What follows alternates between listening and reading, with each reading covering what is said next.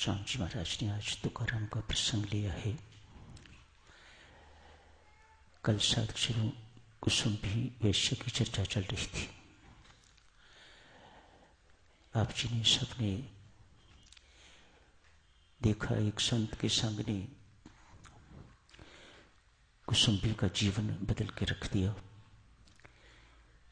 कहाँ गंदा घृणित जीवन और कहाँ परमेश्वर ने उसके जीवन को वंदनीय जीवन बना दिया, सफल जीवन बना दिया, जीवन सार्थक कर दिया। उसने अपने जीवन के लक्ष्य को प्राप्त कर लिया। कैसे संत का संग होना चाहिए साधुजनों, एक दृष्टांत के माध्यम से देखें। कथावाचक बहुत, ब्राह्मण पंडित भी बहुत, सो कॉल्ड संत महात्मा भी बहुत, सत्संगों में भी हम जाते हैं, सत्संग सुनते भी हैं, करते भी हैं। उसके बावजूद भी जीवन में ऐसा परिवर्तन तो बहुत कम में आता है जैसा कुसुम्भी के जीवन में आया। कुछ दोष अपने में होंगे और कुछ मार्गदर्शकों के अंदर भी कमियां जरूर होंगी। आज एक वेश्या है, व्यवसाय बेचारी का, क्या मजबूरियां होंगी ऐसी देवी की जो ऐसा व्यवसाय बनाना पड़ा। परमेश्वर जाने इन बातों को। बहरहाल इस वक्त तो यही दिखाई देता है कि उसके कर्म अच्छे नहीं। चरित्रहीन महिला, लोग देखते ही तो तिरस्कार की भावना मन में आती है। निंदनीय व्यक्ति ऐसे माने जाते हैं। परमेश्वर तो देवियों सबका है, संसार सबका नहीं। संसार तो गिने चुनों का ही हुआ करता है। अपनों के साथ ही संसार का मोह होता है, लेकिन परमात्मा का तो सबके साथ है। उस बेचारे की कमजोरी है ये, उस बेचारे की लाचारी है ये। वह अपने बच्चों से प्रेम किए बिना रह नहीं सकता। जानता भी वही है किन कारणों से, किन मजबूरियों से व्यक्ति कैसा का कैसा बन जाता है। आज इस वेश्या के हृदय में भी इस प्रकार की प्रेरणा डाली, भीतर तो उनके भी बैठा हुआ है। ऐसा मत सोचिएगा कि परमात्मा सिर्फ भक्तों और आपके भीतर ही विराजमान है। उस वेश्या के भीतर भी, चोर के भीतर भी है, हत्यारे के बीच भी है, जेल में बैठे हुए हैं उनके बीच भी है, तो सबके भीतर विराजमान है। उस अंतर्यामी परमात्मा ने प्रेरणा दी, कुछ अपने कल्याण का भी तो सोच। ये तो पेट पालने की चीजें हैं। कोई हलवाई है तो कोई कसाई है तो कोई सब्जी बेचने वाला है। तूने ऐसा व्यवसाय चुना है, इससे पेट पलने से अतिरिक्त और कुछ नहीं होगा। तेरा लोक भी बिगड़ रहा है, तेरा परलोक भी बिगड़ रहा है। ऐसी सुंदर प्रेरणाएं, शुभ प्रेरणाएं परमात्मा ही डाल सकता है या कोई संत महात्मा। संत महात्माओं से उनका अभी कोई परिचय नहीं है, तो और कोई रह नहीं जाता प्रेरणा देने वाला स्वयं परमात्मा के। वैश्य को आज प्रेरणा दी है, कुछ अपने कल्याण का सोच। शब्द तो सुन लिया, लेकिन पता नहीं कि कैसे करना होगा, कैसे होता है। इस राह पर कभी वह चली ही नहीं, जिस मार्ग पर आप कभी गए ही नहीं, उसका बोध कैसे हो सकता है आपको? किससे पूछताछ की ये कल्याण क्या होता है और कैसे होता है?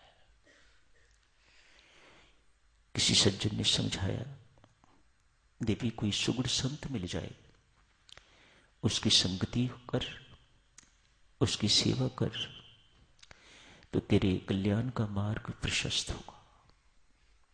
वह तुम्हें तेरे कल्याण का मार्ग दर्शाएगा।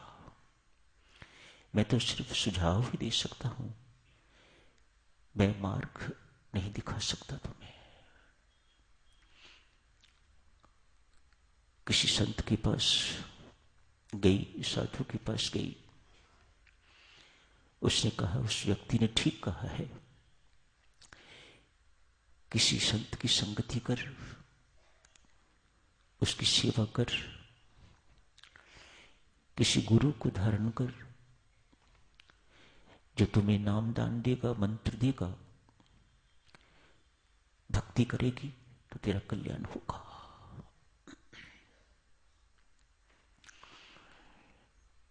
किस संत के पास जाए ये भी नहीं बताया।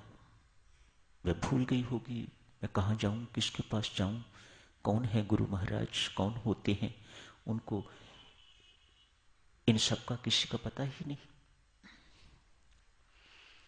किसी ब्राह्मण के पास गई पूछने के लिए, तो ब्राह्मण ने कहा, संत तो आजकल दंभी होते हैं, झूठे होते हैं, बनावटी होते हैं, ब्राह्मण है सबका गुरु, किसी ब्राह्मण की शरण में जा, उनकी सेवा कर तो तेरा कल्याण होगा।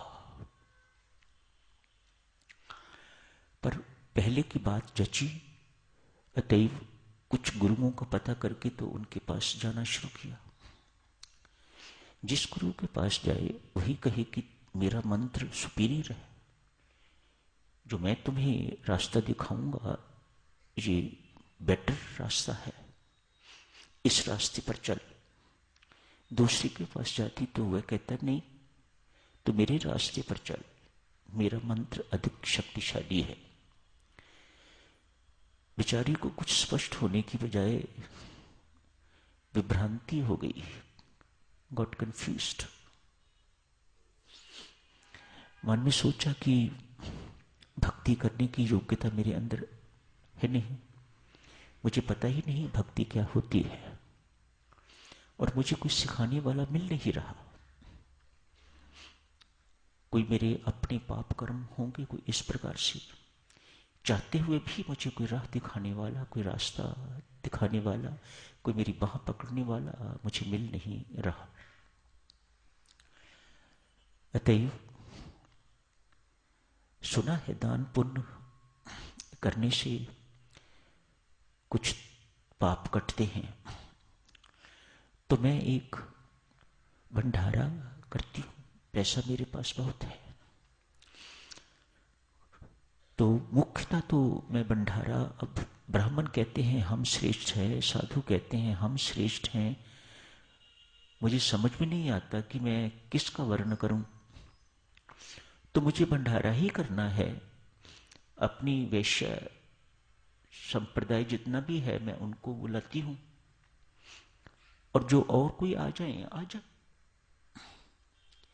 आज एक भंडारे का आयोजन किया।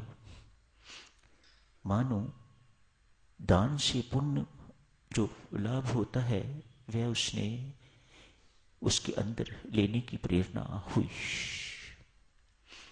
रसोईया आ गया हुआ है, रसोई तैयार हो रही है, वैश्याओं का आना जाना भी हो गया है। सब एक प्रोफेशन की सुना कि अमुक वैश्या भंडारा कर रही है, तो बड़े भावचाव से सबकी सब वहां पहुंची। एक उसी नगर पे थोड़ा बाहर एक विरक्त संत महात्मा थे, सच्चे संत महात्मा।